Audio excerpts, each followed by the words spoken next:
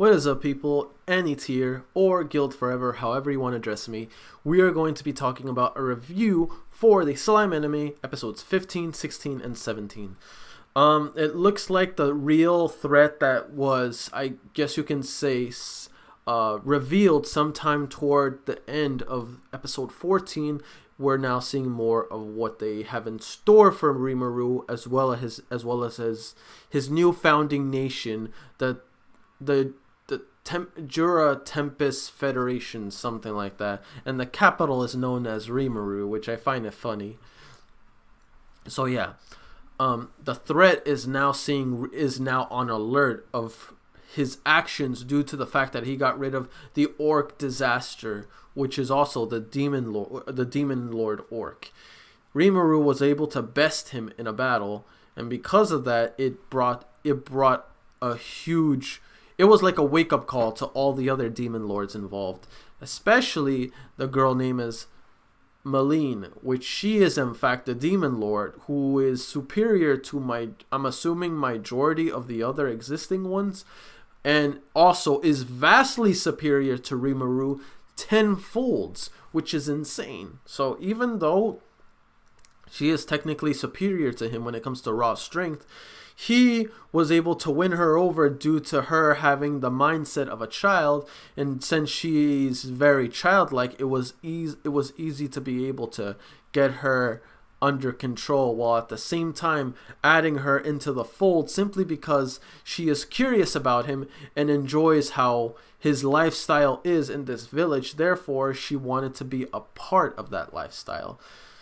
It was honestly very simple. I thought it would be a lot more complicated and elaborate situation to get her to join their folds, but it was very simple. She was a child, and he treated her like a child, and because of that, she is now his bestie, as the term they like to use. I just gotta say, some of the dialogue in this anime is kind of cringy. It's kind of cringy for me, but it's whatever. Everything else is just gravy. So yeah, with Malene now entering their fold, I guess you can say their military might has now vastly even increased several times over. Now that Rimuru, in case if he fails, he has a trump card. Since now Malene, my god, I'm butchering names, is now living as a permanent resident. The only concern that I have now is, what is this demon lord planning to do, and what is this, forgot what was the thing that we're talking about reviving, but apparently it has strength that far exceeds a demon lord, which in this series I'm assuming demon lords are like the highest level in overall like species. Like demon lord is like the superior. I mean, they're called demon lords.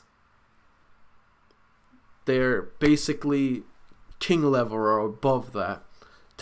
Basically, they're the strongest species that exist in this series.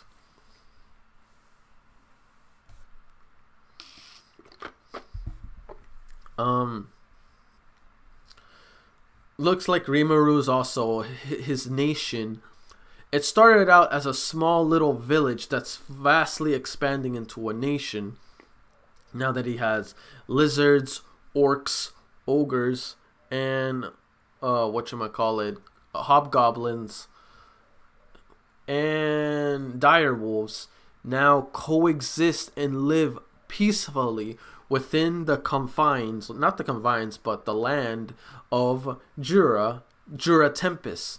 So yeah, his population is greatly expanding, therefore their territory has to also vastly expand in order to be able to account for every citizen living within his nation. Their nation is vastly growing. It almost feels like their nation is the United States. They're basically our version of the United States. And I'm curious to see how much it'll progress. I'm sure it's going to get to the point to where almost everyone wants to join his nation simply because of their might, their way of living, and how much friendly and peaceful they are the people themselves. So that's good. Obviously, you still have other neighboring countries that don't take too kindly to Rimuru simply because he's a slime. Because of his appearance, it's hard to believe that he is a chancellor or any kind of leader or whatever of so many people. So yeah, I mean, I get why people don't believe it, but it's like there's a reason why. I mean, look at his forces. He has Kinshi, as well as orcs, lizardmen that now evolved into dragons, mind you. He has so much force in here, he has to have some influence over them. So instead of judging, you should be asking the right questions. Be like, do what the Dwarf King basically did. He was even skeptical about Rimuru having this much power over such a vast amount of people that he tested his might before speaking about him. So, which is basically how you really can confirm whether he is deserving of his position or not, even though he earned it. He made a small little goblin village into this giant nation of Jura, which is insanely awesome.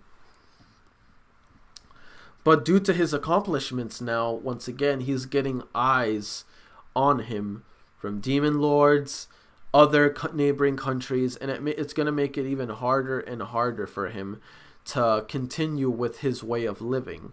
He has to consider what needs to be done. Obviously, some will side with him. Others will most likely refuse to side with him. I'm pretty sure it's mostly the demon lord. And that one demon lord that was, I guess you can say, an acquaintance now of Malene. My gosh, these names are so annoying to pronounce.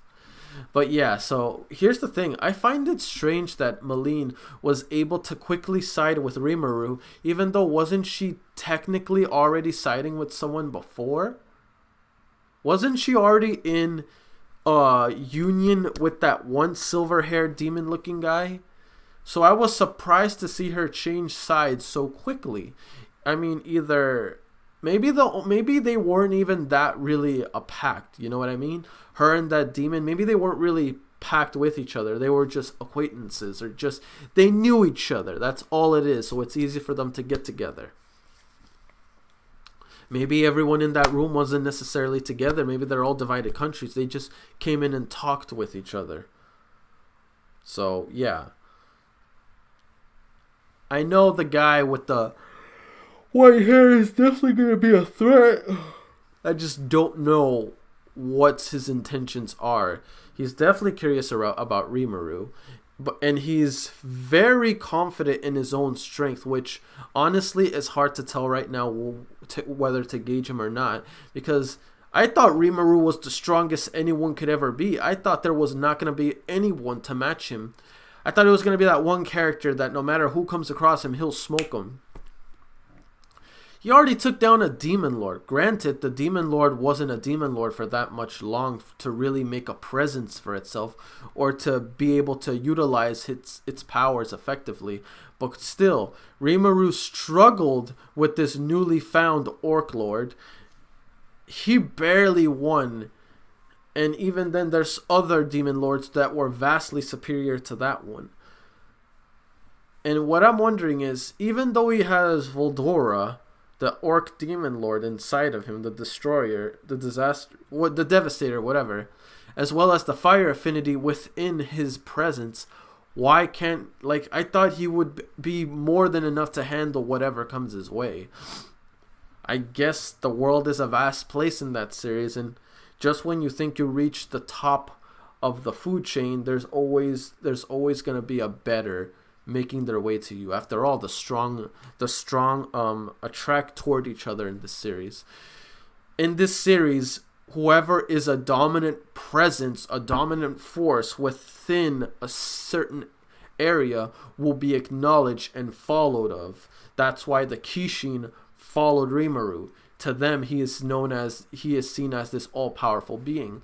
Hobgoblins, he founded their village, supported them, as well as given them names, so they automatically have, they're automatically loyal to him. Same with the direwolves. He bested Ranga's father, which is still sad, but even though Ranga lost his father, I'm surprised he harbors no grudges against him. But even so, once again, when it comes to animal-like instincts, animals tend to have the instinct to follow anyone that is superior to them, but anyone that is weaker than them, they will destroy and tarnish and force them to submit to them. That's how it's known as the strong will survive while the weak perish. But in this series, it's like the strong will rule while the weak follow under, or whoever's below that specifically strong person will get in line beneath him. So that's interesting to see. But anyway, let's just get to the questions. All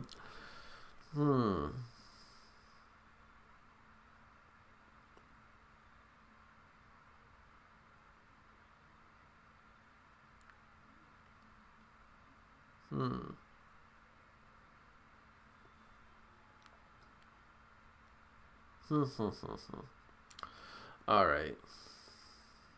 If you were to be resurrected as a demon lord, what kind of demon lord would you be? And it doesn't have to be a demon lord that was already mentioned in the series. You can make one up. I'm talking about species. Like, do you want to be an orc demon lord? Do you want to be a slime demon lord? Do you want to be a dragon demon lord? You know, like, be creative with it in the comment section and explain to me why. Question 2. If you were to be given a specific name, what would it be?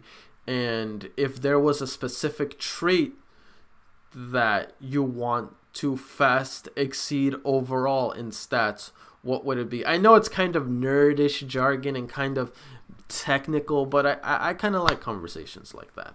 So if you understood what I meant by that, or if I need to explain it better, basically, what specifically would you want to be? Like, what would be your name? And once given the name, out of every stat that exists out there in overall growth in a person or in a character, what stat would you vastly want to be exceeded in? Strength, physical strength, a special strength, speed, defense. You know, like, what would you vastly want to exceed? Knowledge, I guess, health, immunity. Like, what would you want to, like, when you've been given a name, what specific stat or ability would you want to greatly exceed, and explain to me why in the comment section below. Once again, these are optional. You do not have to answer if you do not wish to, but it'd just be great to have a conversation in the comment section below. That's it for me, guys. Don't forget to like, comment, sub if you haven't already. Really motivates me to put more content out there for you guys. I made guild mates. I'll see you guys on future reactions. Peace.